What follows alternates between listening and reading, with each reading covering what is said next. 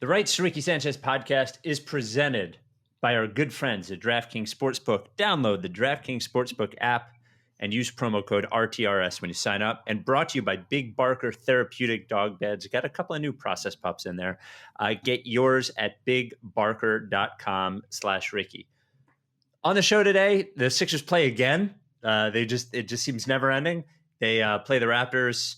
Joel Embiid hurts his hand. Sixers lose. It seems like we might lose the OKC pick. No, it's really possible. We'll get into that. Michael Connor wrote a really good thing about Tobias Harris getting to the free throw line, which Tobias Harris listened to.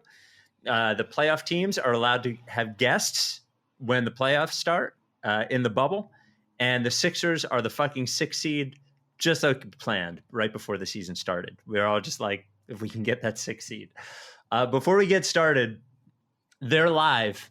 So the same design that we had with the masks, we made dog bandanas out of on the Buddha Babe website. They're fucking awesome.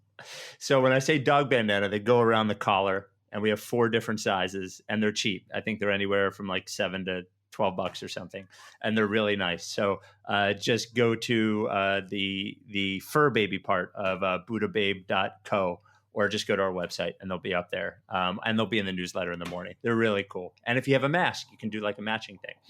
And speaking of dogs, the Rights to Ricky Sanchez Bark in the Park team, the Bark in the Park for the Providence Animal Center is virtual this year, October 24th, but we still have a team. We should have the shirt next week. It's going to be pretty awesome. But you can join our team by going to rightstoRickySanchez.com, and there's a black line right up top. Just click there. Want to raise $10,000 this year. Without any further ado, Amos and the chef.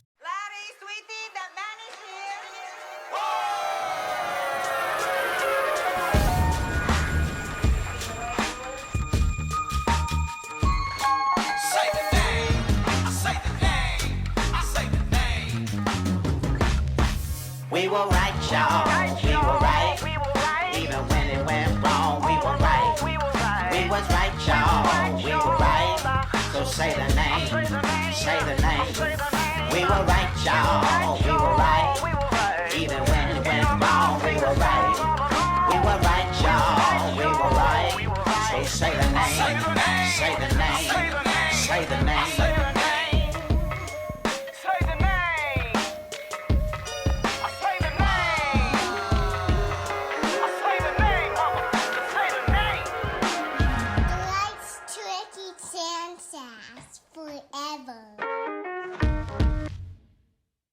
Welcome to the Rights to Ricky Sanchez podcast. I'm Spike Eskin, along with a guy who is hoping to be someone's playoff guest in the bubble, Mike Levin. I just want to let you know I am watching Heat Thunder right now. It is the most important game of the season for me. For all of us. I turned the volume of the Sixers game off towards the end, so I was paying more attention to the Heat Thunder game. This is how much. These are my priorities. Do you have 2 TVs? Were you watching it on 2 different devices? Oh, okay. So what needs to happen here? If the Thunder win this game, they are currently down. We get it. Gallinari's at the line right now, so they are currently down 4 in the third. I'm sure this is like very exciting updates for people after the fact. Well, yeah. This will already be over when they hear it. So if the Thunder win this game, the Sixers get the pick. Right. The Thunder have to win. If they lose, then they have to beat the Clippers in 2 days. And then they should still be fine. But they need a couple other things to happen. Really? So we're in the mix here. Oh, I thought the Thunder just had to win 1 game or the Pacers had to lose 2 games. I thought that's where we were with it. No, because if they win, basically because they're playing the Heat, so a Thunder win also means a Heat loss here. So it's that's like why this is win. so important. Right. That then there's a couple other things that could be in the mix for, like, basically the Heat would need to the Heat would need to win then against Indiana on the last game of the season. And this is thrilling stuff. Or the Jazz need to lose to the Spurs, which does matter for the Spurs because they are trying to get into that play-in game. So still, even if the Thunder lose this game, still a bunch of possibilities. So, well, we've really just come full circle in that once again we are simply the season has come down to cheering for draft picks. That's right. It's way more fun. So, and I didn't mention on the pod, we're also going to talk about, I wanted to talk about Joel Embiid on the JJ Redick podcast. We'll get to that in a sec. Actually, we'll get to that whole story in a second. All right. Let me throw this at you. I'm going to try to make this Suns Raptors game a little spicier because there's not really a ton in there. To my eye, over the last couple of games, Horford has looked better. Richardson has looked better. Neto has looked better.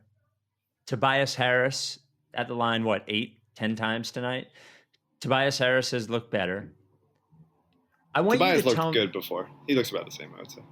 Okay. I want you to tell me it's a coincidence that these guys look better with Ben Simmons not there.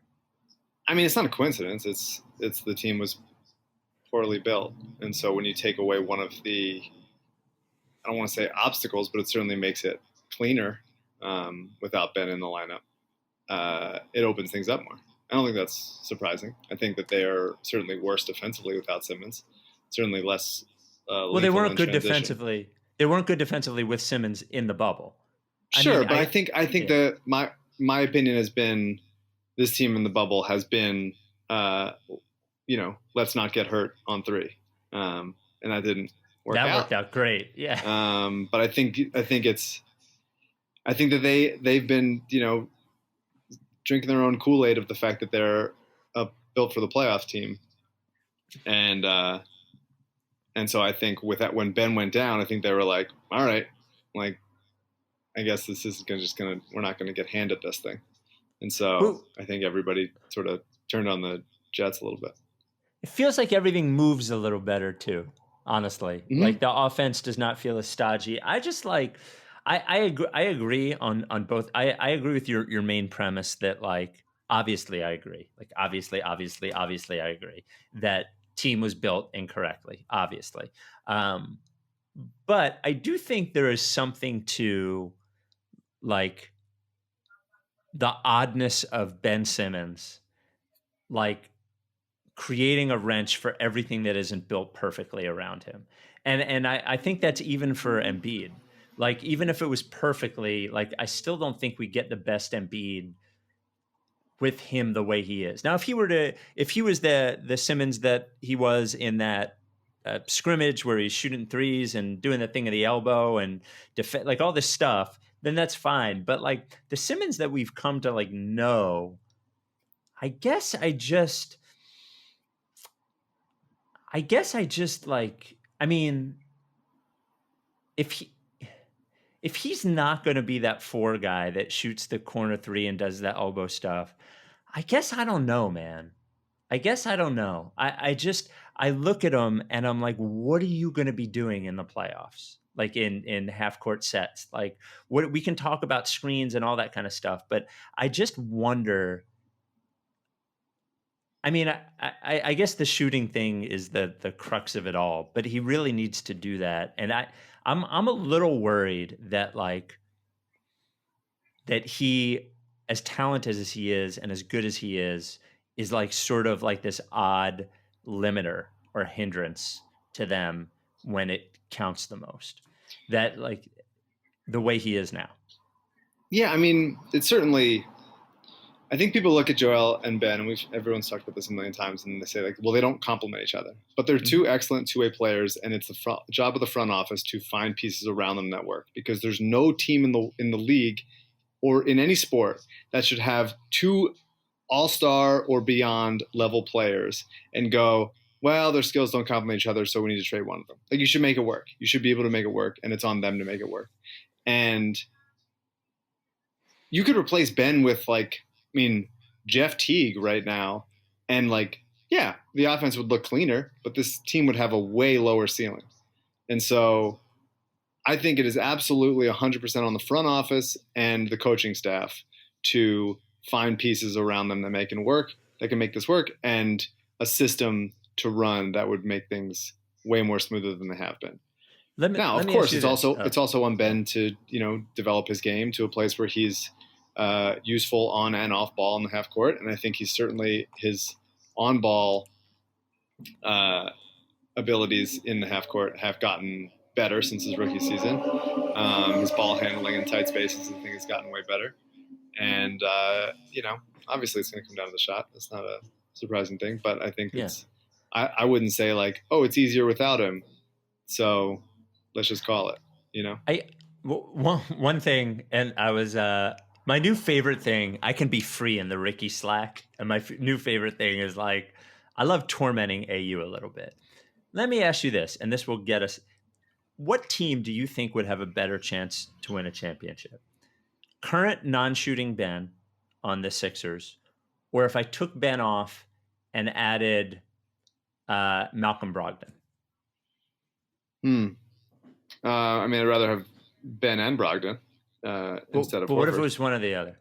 Just this year, this version of Ben. I think Brogdon's really good. I kind of always have, aside from the Rookie of the Year situation. I would probably say the team with Brogdon, just because he's also a really good two-way player and can shoot off the catch. That's not surprising to me. That doesn't. I would say still Ben is a better player, long term and right now. But it's just because of the way that they built the team. And then what if I ask you this? Who, if it was Ben on the team, or you take Ben off and you add Redick and Covington? Trying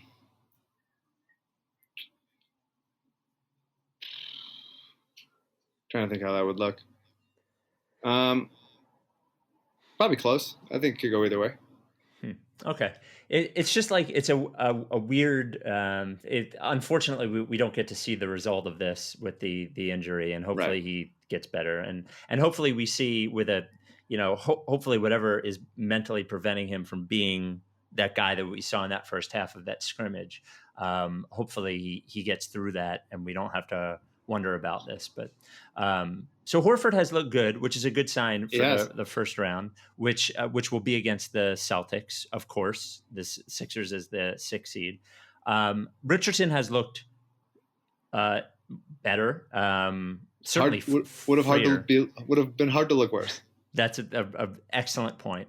And I think that like a sort of a not quite as important as those two, but Mike Scott appears to have like woken up from the dead. Totally. And is definitely playable at this point, which is, if you can buy 10 or 12 minutes with him at some point, would be excellent. So yeah, not only is like, there was a time, so earlier this season, the jump shot just totally left him, right?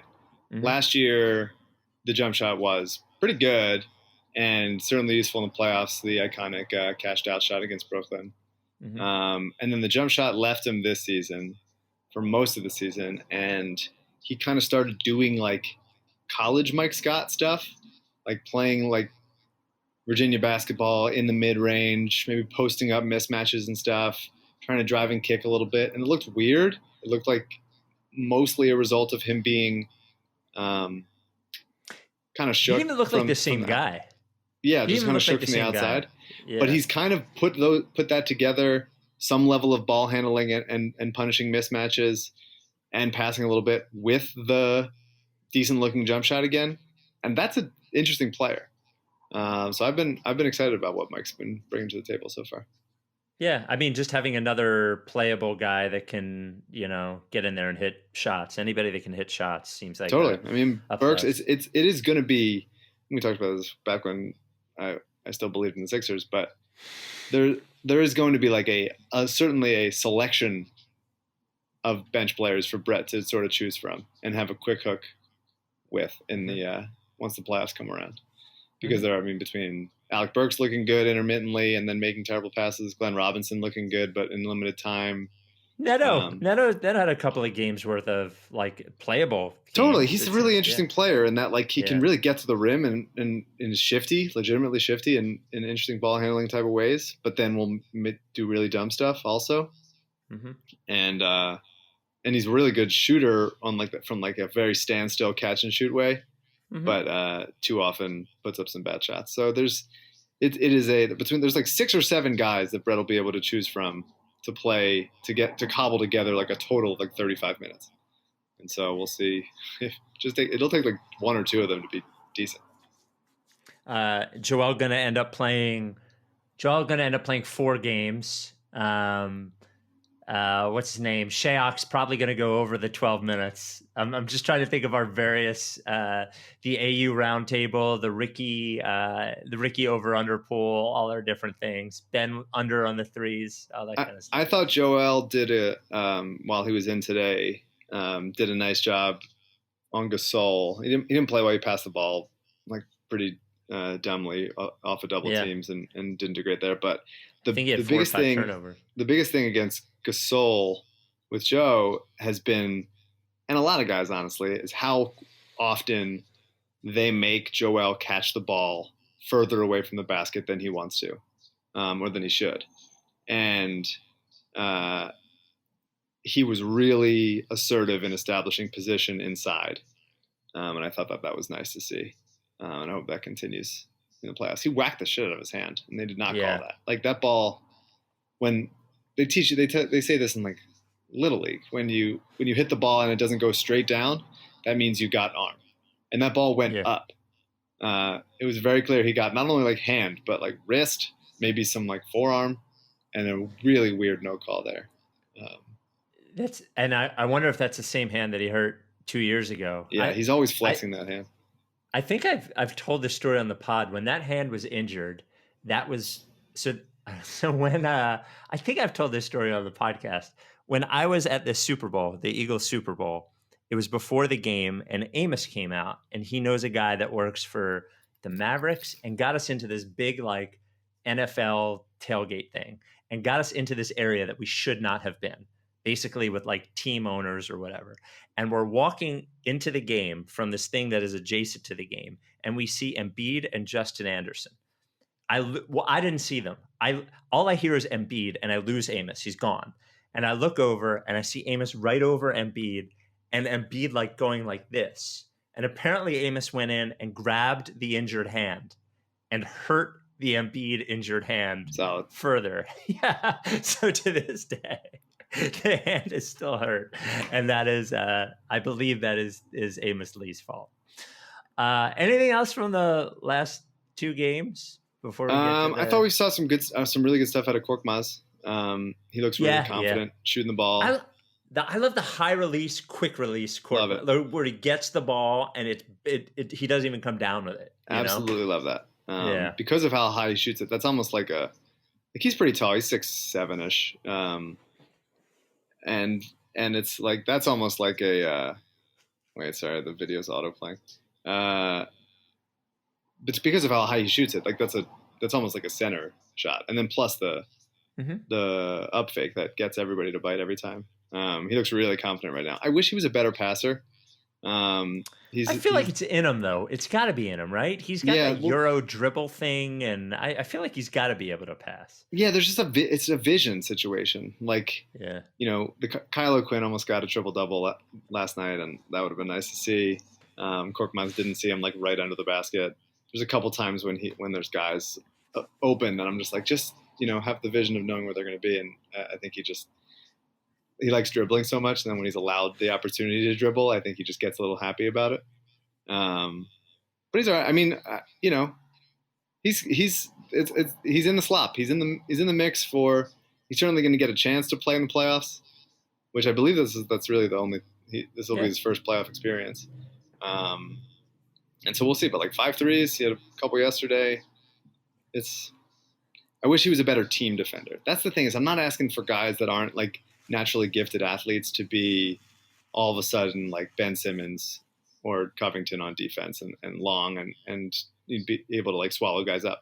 I just want them to know where they're supposed to be. And there's times when Korkmaz, there was one play at the end of this game when he's just kind of like lingering in the lane for no real reason, and the ball gets swung out to the 3, and he has to like close out from all the way from the lane. And it's just like, why? What are you doing in there? Just like, find your guy, do something. Don't just kind of like hang out. And it seems like too often him and some other guys in this team just sort of get lost on defense. The other thing I noticed, and I noticed it in the last two games, and maybe you can tell me, are sports longer than they used to be? Because the games feel like they're really long. And I don't know how for 7 years we watched every game if they're this long. I mean, maybe it's a fan thing. I don't know. Yeah, I don't know. They seem longer to me. I don't know. The games seem much longer. Jesus. Freaking Solomon Hill's hitting all of a sudden most shots he's hit since 2013. Come on. Did you hear the bit about the Sixers are playing Monopoly every night now? No, are they? Yeah, and apparently the best player is Raul Neto. Oh, really? So just a little fun fact from the ESPN broadcast. I wonder how. Yeah, I wasn't watching the ESPN broadcast. I wonder who is playing. That's what I need to know. Can't be all. O'Quinn, Horford. I don't think anybody else said was named. Oh, okay. But yeah, I don't know. Matisse, I thought, played pretty well tonight, aside from the pass that ultimately lost in the game. But that gave them the loss. Gave them. I wanted them to win that game genuinely because I thought it would have been just a nice morale thing. But the bench, I think Toronto's bench. We talked about the culture of the team a little bit last podcast, and I criticized it. And I also think, like, you watch some teams and how hyped up they get for guys in the team making plays, and you don't see that much from the Sixers. Mm-hmm. And it's a little bit of like body language critique guy, which is not generally my purpose, but it's a thing though. It is a little bit of a thing, especially in this bubble situation. And so seeing, I think, like Toronto getting hyped up about it, their guys, you could see the Sixers be like, well, wait, we're not just going to sit here. And so then they got into it. And so maybe that's the turning point. It's like Toronto's guys being like effusive about their bench guys getting some minutes in there. I'll take it. The Rights to Ricky Sanchez is presented by Draft Kings Sportsbook. UFC keeps coming, man. UFC 252, two enormous fighters this weekend. No better place to bet on this stuff than DraftKings Sportsbook, America's top-rated sportsbook app. For this weekend's fight, this is a great special. DraftKings offering all new users the opportunity to bet $1 to win $252. So 252 to 1 on the $1 bet. Not bad at all. I'm looking. I want to get to the NBA futures here because the last I looked, I don't see the futures. Last I looked, the Sixers were. So they started the playoffs at plus 2,800 to win the championship, got all the way down to plus 2,200, and after the Simmons injury are down to plus 3,300 to win the championship. So, good odds. There's some value there. I'm not touching it. Like I said, new users, bet $1, win $252 when you place a bet on the big fight. You can go there, fighter props, round by round betting, a ton more, and also playoffs right around the corner. So DraftKings Sportsbook, you can bet on games. You can do live betting, which I haven't done in a while, but as soon as the playoffs start, I'm in. I'm sure by the time you're hearing this, we'll have playoff odds. I wonder if we'll have playoff odds for Sixers Celtics. We'll probably have that very, very quickly. Plus games, all that stuff. DraftKings Sportsbook is the place that you do it. Safe, secure, reliable betting app. Deposit anytime you want to, withdraw anytime you want to. DraftKings Sportsbook is located right here in the U.S., so it is safe, secure, and the top-rated sportsbook app in the App Store. Download it now. Use code RTRS when you sign up. For a limited time, all new users can bet $1 to win $252 on this weekend's UFC 252 main event. That's right.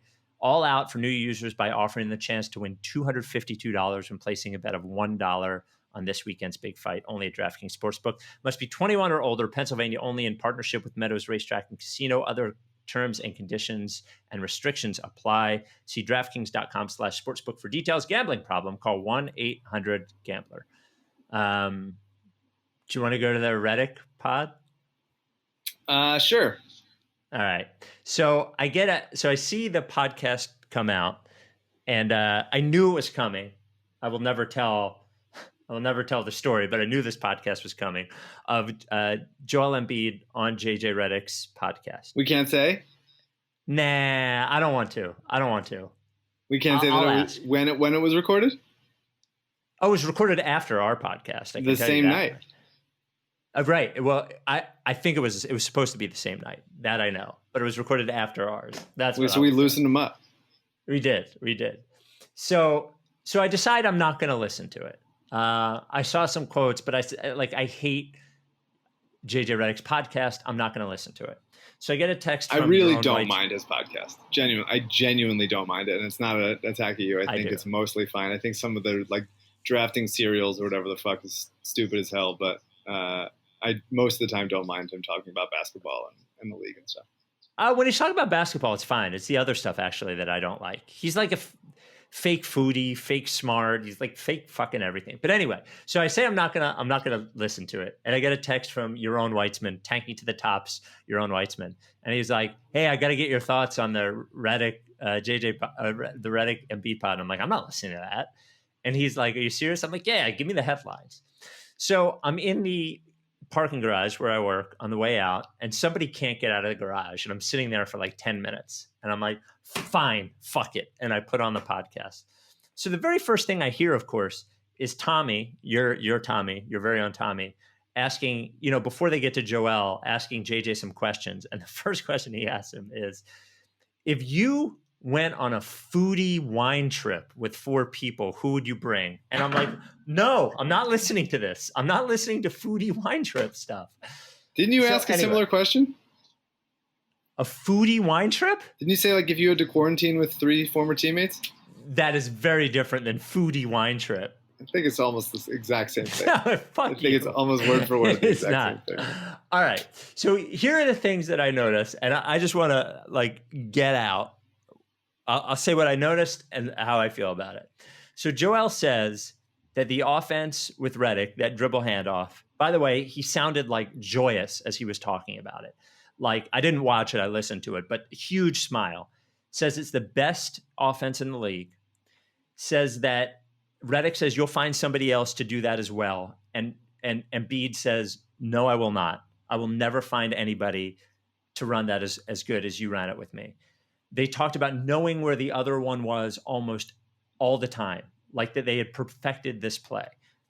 Joel then goes on to say that he was so depressed about losing Redick and Butler that basketball for him essentially became just a job. He lost his passion, and he said he was just going to show up. So I had mentioned a few times that that it was my belief that he was upset about what happened.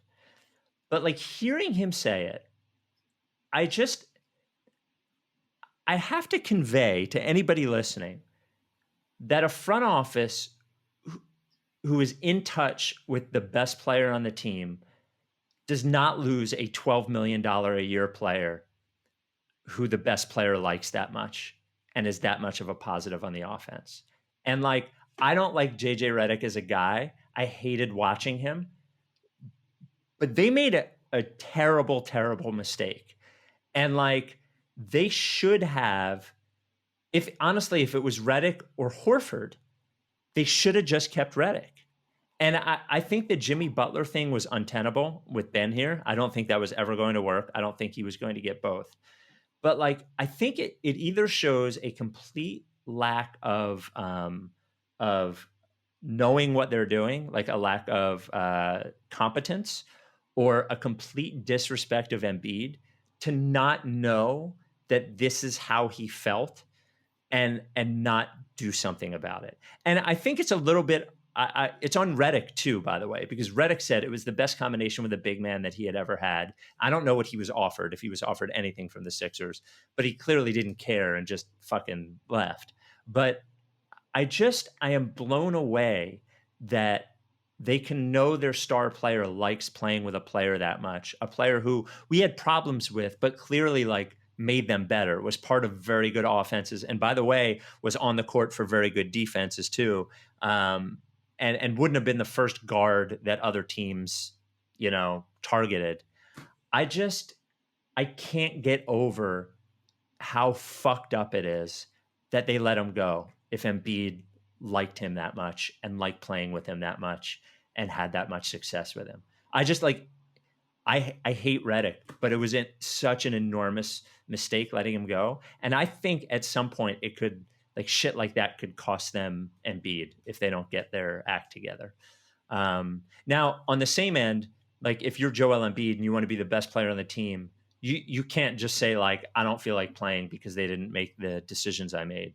Now, I guess other star players just force their way out when things like that happen. So, you know, he's not the first star player to handle it poorly.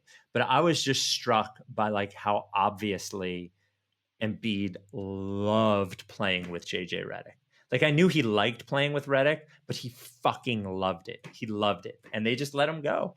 And it's just such a, and instead they signed his, like, nemesis who plays the same position. I don't mind the idea that it's a nemesis. That I think is not. Who plays the same position? That's who plays the the same bigger position. issue. Yeah. If they signed Marcus Smart, it'd be like, yeah, great. Yeah. Okay. Yeah. Yeah, I mean, they certainly were very effective. And as far as, like, reliable, consistent offense, that's the only consistent offense that Embiid has had in his career. Is running that tandem, the dribble handoff at the elbow, and whether that's like JJ screening for him or him screening for JJ and then popping out and then rolling. That's the only place that Embiid even really likes to roll. He doesn't like to roll, like, down the middle of the lane, like, kind of through traffic, the way that, like, Rashawn does. Yeah, I don't know. I hope he's involved in those decisions, or at least they talk to him about it. He can't or be. maybe There's he's no way. too young and, like, didn't understand that he needs to be, like, really vocal and communicative about that. I can see him being, like, not knowing how to assert himself in that way, or thinking that he did assert himself, but then being like, well, we're just going to make, the best decision and Joel's going to be cool with it or whatever. Yeah, I don't know. I think we all, like, tried to convince ourselves about the Horford thing when it happened, and it was always a clunky looking fit, but we're like, well, let's see if they can make it work. And, like, clearly it was not a great fit. Al hasn't looked good over the course of the season, although he looked better lately, but he hasn't looked great, but I don't blame him for the situation. Like, he's not meant to be this guy. So ultimately it's a failure of management and coaching staff to, of a marriage of that to make it work. Also, the Thunder are now down 18 at the start of the fourth, and I'm upset. So this is now why you're getting me going through the roller coaster of this game. Shout out to Eric in Miami, a very loyal Ricky listener who sent me a DM earlier today, and he was like, just so you know, the OKC pick is a coin flip. And I'm like, no, it's not. And then I looked, and I was like, oh my God. It might be. There's still other things that have to happen before then. But I mean, it's closer than I thought it was going to be. Yeah, it's been. I've been sweating this thing. Yeah. Legit. I might have done more work just staring at Tankathon and seeing what it looks like and the games coming up than I've done actual just work for the television shows I write for at this point. I feel like we should do a live thing during the lottery. It's like first lottery. Yeah, maybe just like a online live thing or something. Do you remember Rich Hoffman was tweeting about it? Do you remember what the this pick is from? This pick is from the Fultz trade? No, this is the Brian Colangelo's first move, I think, trading Jeremy Grant to one of his first moves, I guess. Trading Jeremy Grant for Ilyasova. Jeremy Grant to OKC for Ilyasova and a lottery protected first. Is it? Really? That's it. Yeah. Did we trade it and get it back at some point, or did we have it the whole time? I'm pretty sure this has been in our possession. I could have sworn it was always 2020 though. It was never. It was never like this is the first time it's could have possibly conveyed. Been able to convey. Wow. Brian Colangelo. We always say he left us with like a treasure trove. Oh, the coffers. The coffers are full. And the other thing I noticed from the Redick pod is that, like, any player who leaves here that goes somewhere else and does an interview about it, I never hear them talk about hanging out with Ben. I mean, most people don't talk about hanging out with Embiid either. Just Jimmy and Redick. Just Jimmy and Redick. Yeah. Did you notice that JJ, when they were answering the wine question, wine retreat, whatever, TJ, JJ said, his three would be Jimmy, TJ, and he was deciding between Josh Hart and Tobias. And if you pick Tobias, it's like, so last year's Sixers, basically the entire team. Well, the only things that he didn't want here were Ben and Brett. Who? It was Ben and Brett. Butler. Yeah.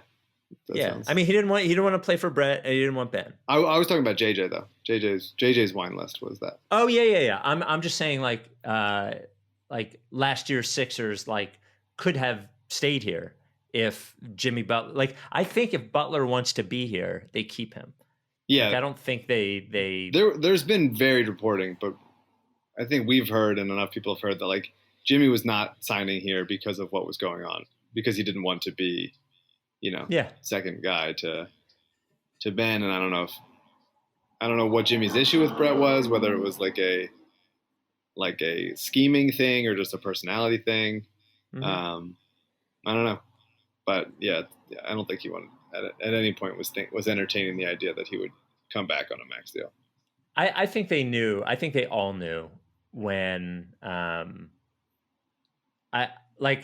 think when they traded for Tobias, the Sixers knew that Butler wasn't going to be here. Yeah, that's my inclination. I say we save any Celtics analysis for next week. For next week when we're doing. You had mentioned getting. I don't want to say who this person is, but you had mentioned perhaps getting a Boston adjacent person on the pod. It might be funny to get if that person would come on to preview. I'll try. Yeah. Boston adjacent. Not Bill Simmons. He's banned forever. Before we get to the mailbag, we have so many good mailbag questions. Woj released a story today. So once JJ Redick and the rest of the non-playoff makers leave the bubble, that the teams that make the playoffs players are basically going to be able to get one person each. I'm very scared about this. Yeah, I'm petrified. Well, they haven't had one positive test in there. It has been an unmitigated. I have to give Dave Silver credit and what's her name? Roberts, Michelle Roberts credit. This has been excellent. They've done just an amazing job. So Woj writes, this is from ESPN.com. As the NBA prepares for the arrival of team guests into the bubble for the start of the conference semifinals this month, the league is requiring players to provide proof of, quote, long-standing relationships with non-family members, according to a memo obtained by ESPN.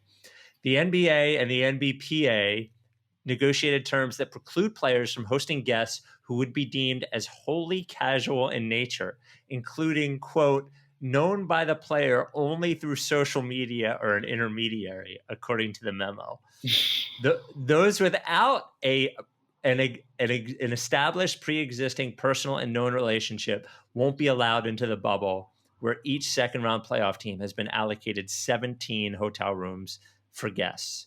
The earliest guest could clear the quarantine process and join the players is August 31st.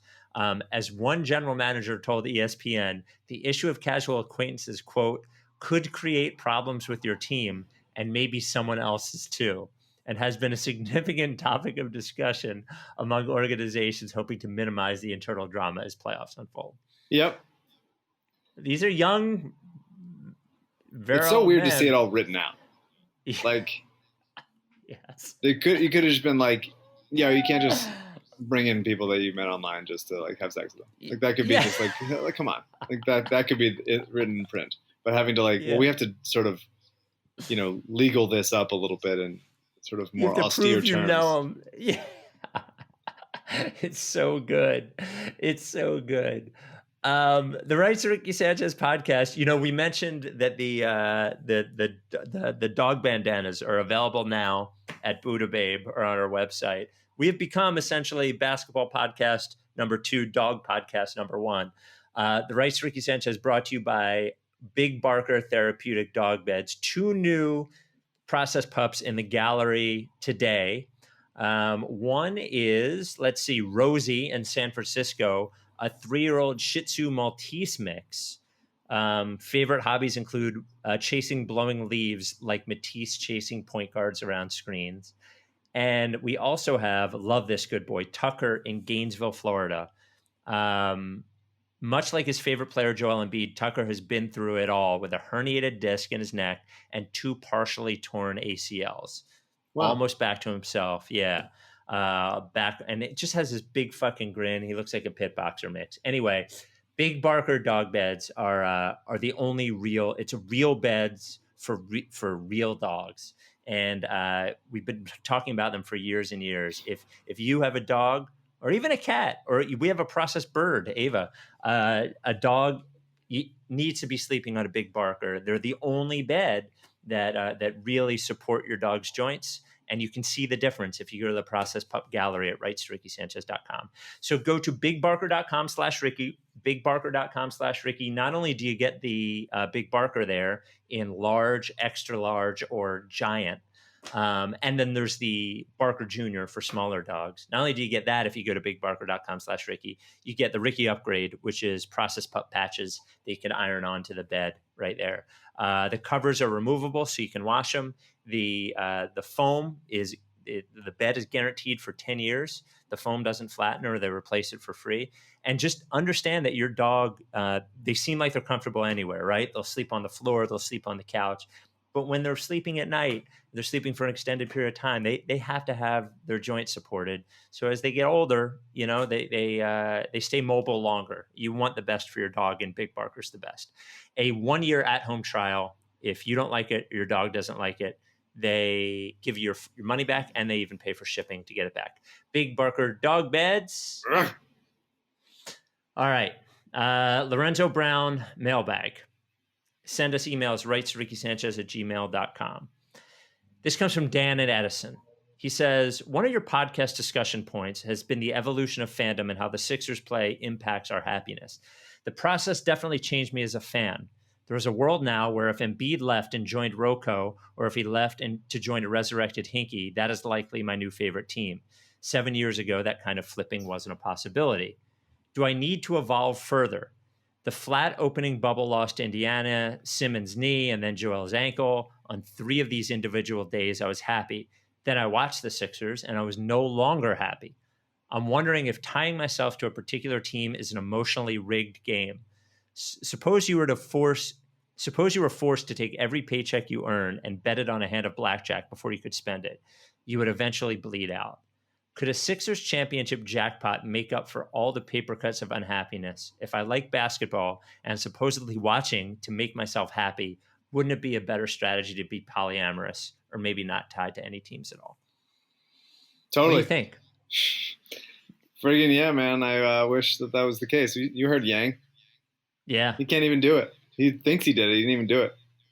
Yeah, it's a weird And he's got the thing. Knicks. Yes, which has been bad for 30 years, has had one good year in 30 years.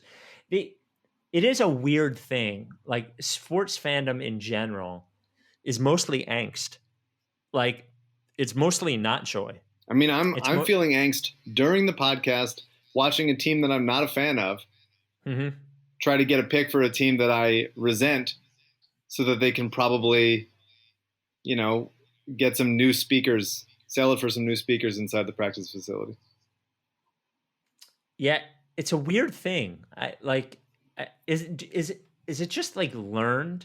You're born into fandom? Yeah. And I mean, I think it's identity. Yeah. This is like, I feel like if I was a big UFC fan and not a Sixers fan, I'd be a different person. Like, my personality would be entirely different. I think if I grew up a Celtics fan instead of a Sixers fan, my personality would be way different.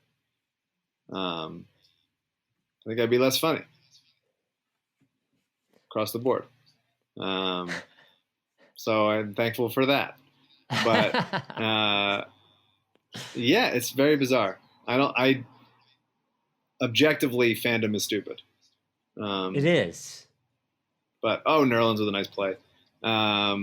But speaking of rooting for guys that we once loved, I mean, I feel I am mostly. It's been nice watching the 8-9 seed games and just being like, this is exciting. Watching teams kind of like blow it and not really care that much.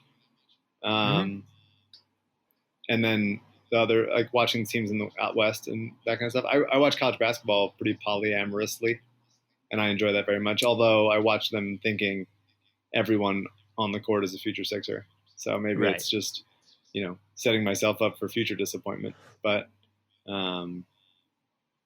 yeah, I don't know. I don't recommend it. My friend Alyssa's friend Tori watched The Last Dance and is not a basketball fan at all, and like just loved it.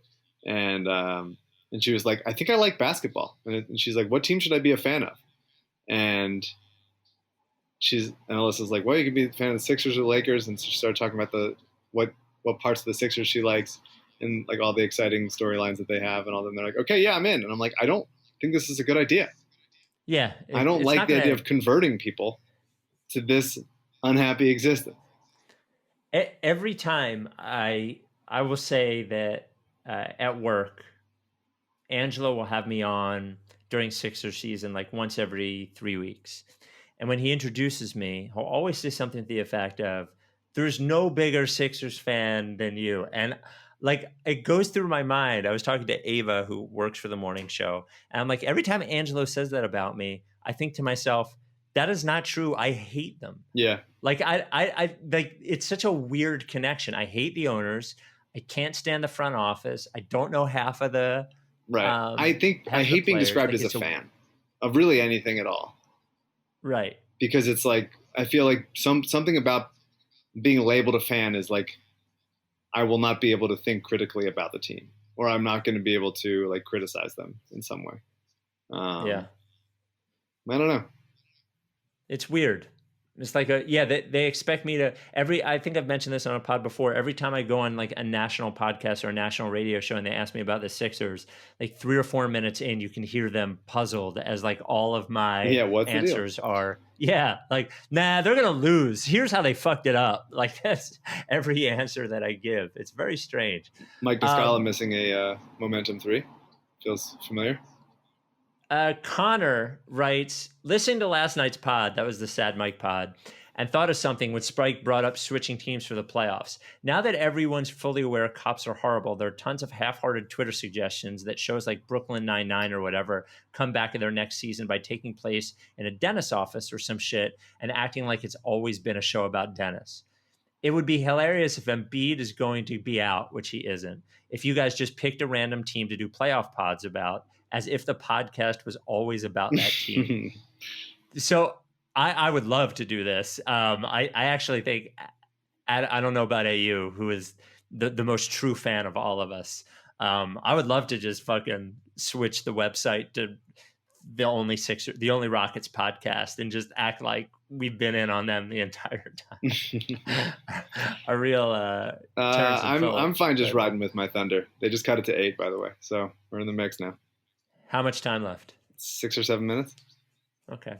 This comes from Matt. Hey, Spike and Mike, what's the deal with Matisse? He has all the physical tools to be an all-defense player, but he takes himself out of plays way too often. He's just like Asante Samuel, who hated tackling but managed to find the ball quite often. We hype Matisse up as this elite defensive player when he often can't stay in front of his man. He goes for steals and blocks that define his value, but when we just need a stop, I'm not sure he's someone you can count on. Why can't someone just challenge him to stay in front of his man? Sometimes less is more. I mean, he's a rookie. Yeah. It's kind of as simple as that, I think. Yeah, I agree. And defense is like the last thing to come, especially for perimeter players. Especially like team defense.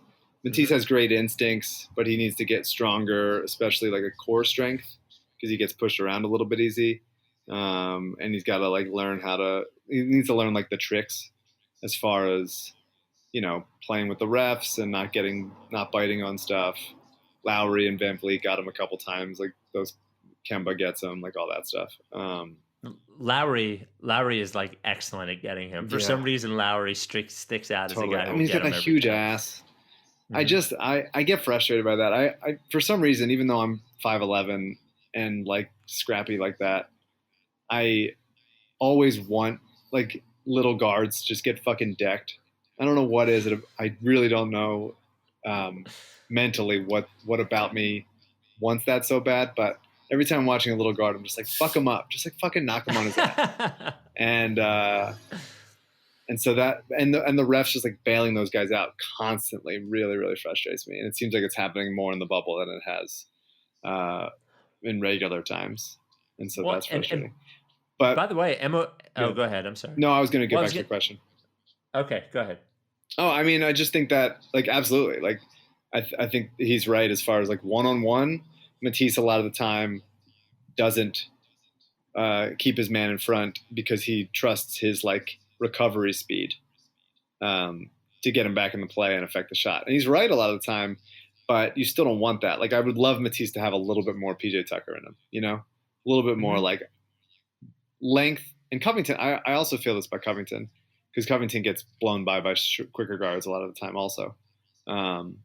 Of just like have a little bit more strength inside, be a little bit less immovable where you can, you know, use your length to affect the shot, but also, you know, don't let them get to the spot that they want to begin with.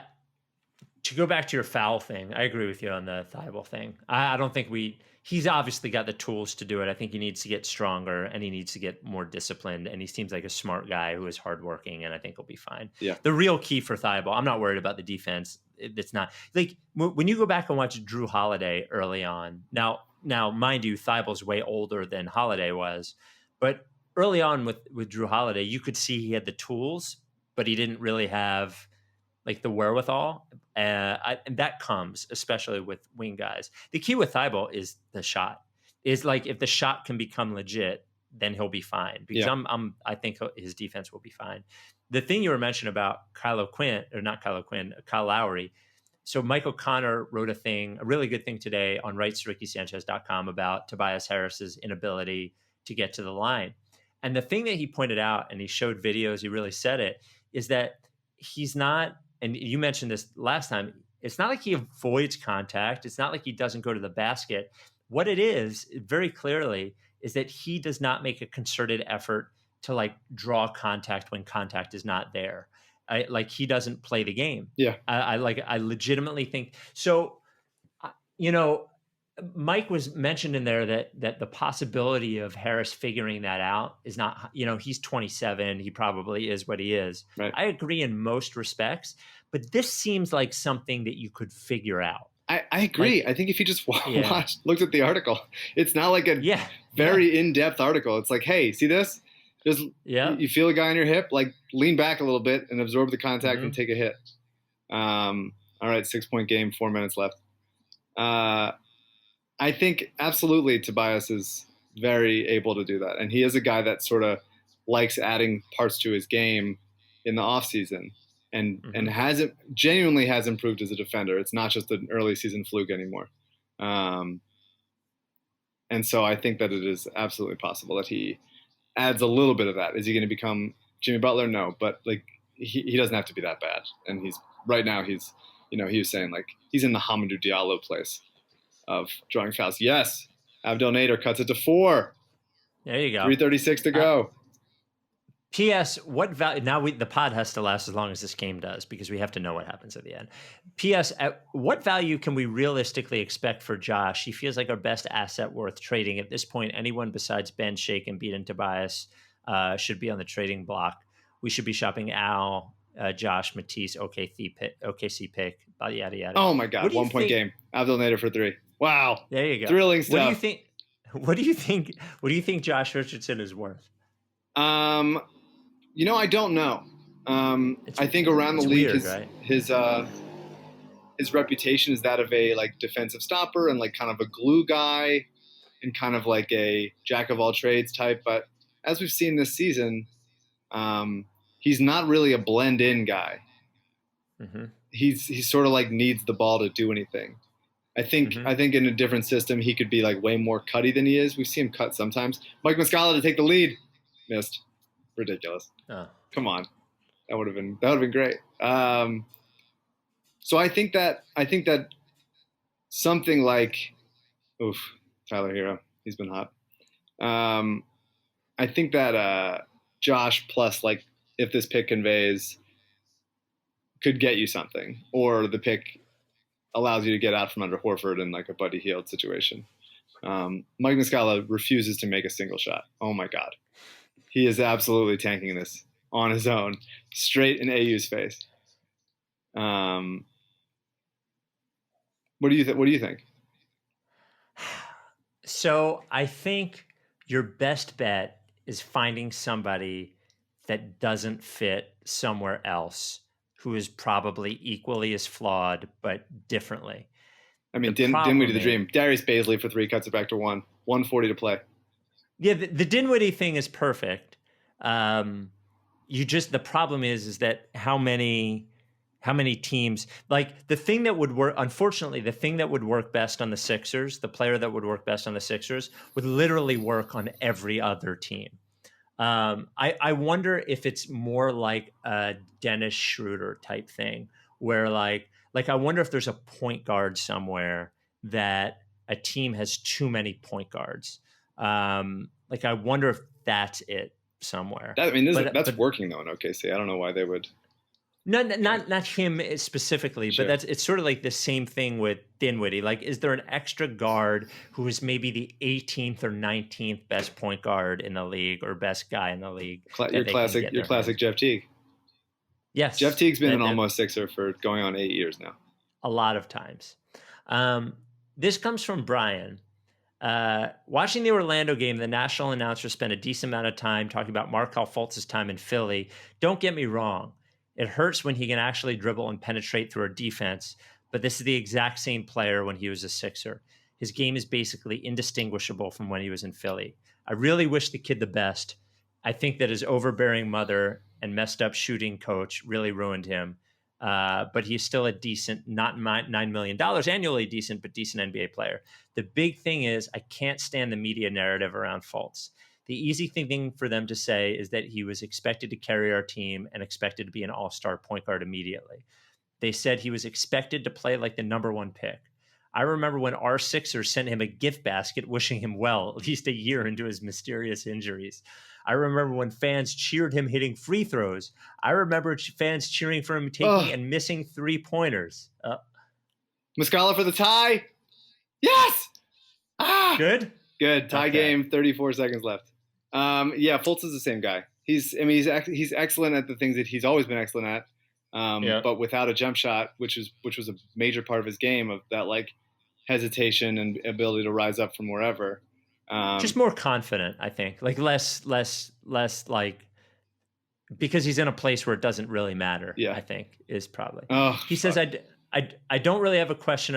I'm just mad. Beyond Embiid and Fultz, can you think of any city ever supporting injured athletes the way that Philly has with Embiid? Totally. First of all, Solomon Hill just crossed over Nader, turned him around. 11 seconds left, 2-point game. Thunderball. Okay. Okay. Yeah, this narrative that like, look, I understand that national media has Philly's reputation as what it is, and a lot of times it's true. JJ and Embiid talked about the booing on the podcast. I enjoyed what they said about Covington just having no conscience, and that was fun. Yeah. But they were like, he's like not human. Yeah. They were amazed by him. Yeah, it's very good. This idea that Philadelphia just like couldn't support Fultz as what he was, and this idea that it was like the fans or the city or some scrutiny thing that was like making it worse. It's just like 100% not true, and it's so lazy and stupid. Like the arena practically, whatever the opposite of the Malice in the Palace was, that's what the home arena did when Fultz got a triple-double in the last game. Like they almost when he stormed hit the court like a college place. Yeah. And they were saying that like, oh, he just had to allow him go somewhere else to blossom. It's just like total nonsense. We wrote him a fucking get well card. Every step of the way we were defending him. He forgot how to shoot, and we were still like, take your time, whatever you need, take your time. Everybody has a redshirt year, so why not you?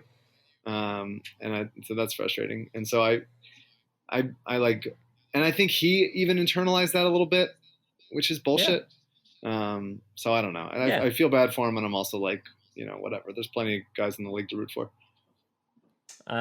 Okay, 2 questions left. This comes from Taryn. Oh my God, Muscala just gave him the lead. Oh my God. It was Mike Muscala. How much time left? Thunder up 1, 5.2 seconds left. Oh boy. Oh my God. heartbreak. Oh my God, Muscala. What poetic justice. From Taryn, the following pairs are somehow compiled to compete on an Amazing Race style show. Spike and Mike, Glenn and Howard, LL and Kornblau, AU and Sixers Adam, Tony T and Tommy, and Ben and Joel. Who wins? I think Ben and Joel. In addition to the prize money, the Sixers will invite the winning pair to ring the bell. Yeah, I mean... Me and my dad's pretty good at stuff. I'm not good at anything. Yeah, I'm physically broken. Yeah, I doubt you and your dad could do much. I doubt LL and Kornblau could do much. Sorry, guys. I feel like Tony T and Tommy have some carpentry skills in there. Oh yeah, Tony T and Tommy, not the actors. I think that they can move around a little bit. I guess I'm thinking of Amazing Race more like surviving in the woods than I am like athleticism. And then basketball question, same pairs, 2-on-2 tournament. Ben and Joel regretfully declined because they're in the bubble. Who wins the 2-on-2 tournament? I've never seen Amos play, but supposedly he's pretty good. Yeah, he did coach basketball as well. I would think me and my dad. No, it's me and you. It's your dad and my dad are teams, and me and you are teams. Oh, I misread that. Then me and you. Yeah, you can shoot, it's gotta right? be me and you. Yeah, I can shoot. Well, there you go. It's me and you or Tony T and Tommy. Yeah. And then final question. This comes from Matt. All right, 4 seconds. Tyler Hero. Okay. All right. 2, 1, pull up. Nope, we're getting the pick. Yes! There we go! We got it! What a season it was. Yeah, we did it. We did it. And Nerlens and Mike Muscala hug on the sidelines. We were right. Huge. We were right. Oh, my God. A weight has been lifted. Tyler